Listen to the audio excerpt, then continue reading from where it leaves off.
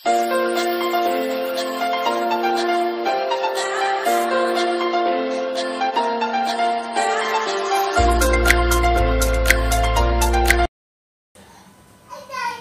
দর্শক, আসসালামু আলাইকুম। আশা করি যে যেখানে আছেন আলহামদুলিল্লাহ সবাই ভালো আছেন, সুস্থ আছেন এবং নিরাপদে আছেন।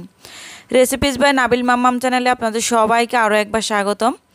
আজকের রেসিপি থাকছে করলা ভাজি, তিতা চারা পারফেক্টভাবে চিংড়ি মাছ দিয়ে করলা ভাজির রেসিপি। একটি লাইক দিয়ে ভিডিওটি শুরু থেকে শেষ পর্যন্ত দেখার অনুরোধ রইল। চ্যানেলটিকে সাবস্ক্রাইব করে আশা করি সাপোর্ট করবেন সামনে এগিয়ে যাওয়ার জন্য।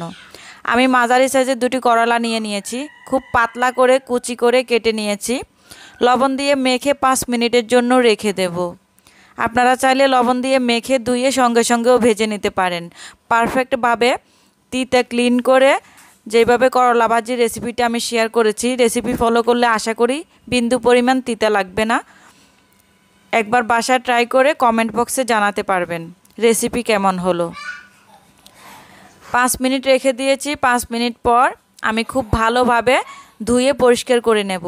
হাফ কাপ পরিমাণ চিংড়ি মাছ নিয়েছি, ঝাল পছন্দ মতো কাঁচামরিচ ফালি করে নিয়েছি, রসুন কুচি নিয়েছি হাফ টেবিল চামচ পরিমাণ, পেঁয়াজ কুচি নিয়েছি, মাঝারি সাইজের 2টি পেঁয়াজ কুচি করে নিয়েছি। করলাটাকে খুব ভালোভাবে ধুয়ে পরিষ্কার করে নেব। করলার সঙ্গে একটু মাঝারি সাইজের আলু আমি কুচি করে দিয়েছি। আপনারা চাইলে আলু না দিয়ে শুধু এমনিতেও ভাজি করতে পারেন। আমি আলু করলা দুটি খুব সুন্দরভাবে ধুয়ে পরিষ্কার করে চাকনিতে পানি ছেলে নিয়েছি, পানিটা ছেঁকে নিয়েছি।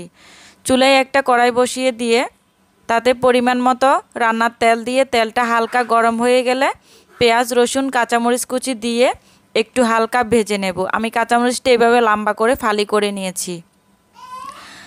হালকা একটু ভাজা হয়ে গেলে আমি এখানে হাফ কাপ পরিমাণ চিংড়ি মাছ দিয়ে দেব। আমি এখানে কুচু চিংড়ির থেকে একটু বড় সাইজের যে চিংড়ি মাছটা আছে সেটা নিয়েছি। আপনারা চাইলে ছোট বড় মাঝারি কুচু চিংড়ি যে কোনো চিংড়ি মাছ দিয়ে এটা ভাজি করতে পারবেন। সুন্দর একটা কালারের জন্য আমি এখানে সামান্য পরিমাণে হলুদ গুঁড়ো দিয়েছি। এখন আমি এখানে লবণ ব্যবহার করব না।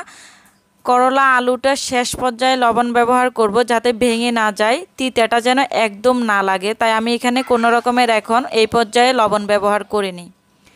চিংড়ি মাছটা যখন 1 মিনিটের মতো ভাজা হবে তখন আমি আলু আর করলা যেটা ধুয়ে পরিষ্কার করে রেখেছিলাম সেটা দিয়ে দিয়েছি। লবণ দিয়ে 5 মিনিট রেখে দেওয়ার কারণে বিন্দু পরিমাণও তিতা লাগবে না। বাসায় আপনারা একবার ট্রাই করে দেখতে পারেন আশা করি। করলা দিয়ে এইভাবে ঢাকনা ছাড়া আমি 2 থেকে 3 মিনিটের মতো উল্টে পাল্টে মিশিয়ে ভেজে নেব। বারবার নেড়ে চেড়ে এটাকে খুব ভালোভাবে ভেজে নিতে হবে। এই পর্যায়ে যদি লবণ দিয়ে দিতাম তাহলে পানি ছেড়ে দিত, এটা একদম নরম হয়ে যেত, ভেঙে ভেঙে যেত, ঝরঝরা হতো না। করলা ভাজি কিন্তু আমি মনে করি যে কোনো রান্নাই যেটা খাবো ভালো খাবো, অল্প পরিমাণে খাবো, স্বাস্থ্যের কথা চিন্তা করে রান্নাটা করতে হবে। আমি এটাকে আধা সিদ্ধ করব, যেহেতু আমি এভাবে খেতে পছন্দ করি। আমি একটা রেসিপি তৈরি করলাম, যদি এটা আমার শরীরের জন্য উপকারে না আসে, আমার স্বাস্থ্য ভালো না রাখে, তো সেই রেসিপিটা তৈরি করে কষ্ট করে রান্না করে খেলে যদি শরীরের স্বাস্থ্যের ক্ষতি হয় তাহলে এমন রেসিপি বা তরকারি আমি খাবো কেন? যে কোনো খাবারই। 3 থেকে 4 মিনিট পর আমি এইভাবে নেড়ে চেড়ে আমি লবণ দিয়ে দিয়েছি। এ পর্যায়ে লবণ দিলে পানিও ছাড়বে না, এটা একদম ভেঙেও যাবে না, নরম হয়ে যাবে না, ঝরঝরা থাকবে। লবণ দেওয়ার পর আরও 1 থেকে 1.5 মিনিটের মতো খুব ভালোভাবে নেড়েচেড়ে ভেজে নেব। আমি একদম লালচে ভাজি করব না, কড়া ভাজিও করব না। আমি একটু হালকা হালকা যেন শক্ত টাইপের থাকে, মনে হবে একটু হালকা কাঁচা আছে। আমি এই পর্যায়ে এরকমভাবে খেতে আমি পছন্দ করি। আপনারা যদি আরও বেশি কড়কড়া খেতে পছন্দ করেন, লাল লাল ভাজা খেতে পছন্দ করেন, আপনারা চাইলে নেড়েচেড়ে এটাকে লাল লাল করে ভাজি করে খেতে পারেন।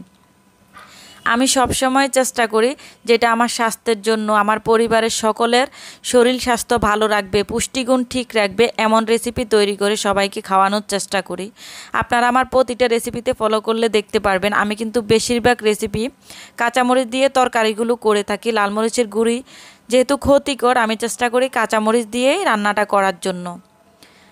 পছন্দ মতো ধনিয়া পাতা কুচি দিয়ে দিয়েছি, আপনারা চাইলে এটা স্কিপ করে যেতে পারেন। এই রেসিপিটা যদি আপনারা এইভাবে ফলো করেন, না ভাঙবে, না নরম হয়ে যাবে, না তিতা লাগবে, আপনারা বাসায় একবার রেসিপিটা ট্রাই করে দেখতে পারেন, আশা করি ভালো লাগবে। আপনাদের পরিবারে যারা করলা খেতে পছন্দ করেন না তারাও আশা করি করলা খাবেন। চেষ্টা করবেন সব সময় যে কোনো সবজি রেসিপি কাঁচা তরকারিগুলো রান্না করার সময় একটু হালকা যেন কাঁচা থাকবে না, মনে হবে যেন একটু কাঁচা টাইপের রয়ে গেছে। এইভাবে রান্না করলে পুষ্টিগুণটা ঠিক থাকে, শরীর স্বাস্থ্য ভালো থাকে। খাবার খাবেন শরীর স্বাস্থ্য ভালো রাখার জন্য, সুস্থ থাকার জন্য, তাই সেইভাবে রান্না করাটাই আমার মনে হয় উত্তম। রান্না কমপ্লিট, আমি পরিবেশন করে নিয়েছি। গরম গরম ভাতের সঙ্গে এরকম করলা ভাজি হলে কিন্তু মন্দ হয় না। তিতা ছাড়া আলু দিয়ে পারফেক্টভাবে করলা ভাজির রেসিপি শেয়ার করেছি। ভালো লাগলে লাইক কমেন্ট অ্যান্ড শেয়ার করতে ভুলবেন না। চ্যানেলটিকে সাবস্ক্রাইব করে আশা করি পাশে থাকা বেল আইকনে প্রেস করে রাখবেন নতুন ভিডিও পাওয়ার জন্য।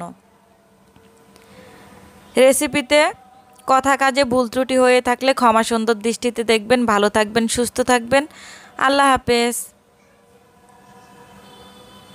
সকলের কাছে অনুরোধ রইল রেসিপিটি বাসায় একবার ট্রাই করে দেখার জন্য।